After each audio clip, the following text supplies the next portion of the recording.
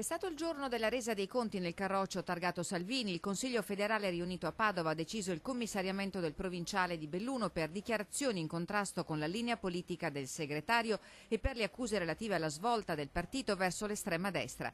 Estromesso il segretario Leonardo Colle, al suo posto nominato il falcadino Cesare Rizzi. Chi non si adegua si chiama fuori in autonomia e io penso che nessuno debba investire il suo tempo in Lega per cacciare qualcun altro.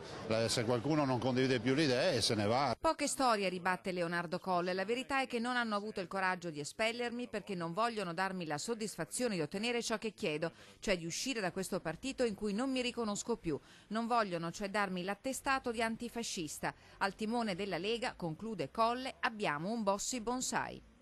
Lo strappo fra Tosi e Salvini avviene all'avvio della campagna elettorale per le regionali. Ufficializzata la candidatura del sindaco di Verona, ora si pensa alle liste. Quella ufficiale del partito dovrà essere rivista e corretta. Chi starà con chi? Alcuni nomi sono già usciti allo scoperto, come quello del vicepresidente del Consiglio regionale Matteo Toscani, che ha sposato la linea di Flavio Tosi. Nulla al momento si sa degli altri nomi eccellenti, compreso quello dell'ex vicepresidente della provincia Giampaolo Bottacin, a cui Salvini ha riaperto le porte del Carroccio.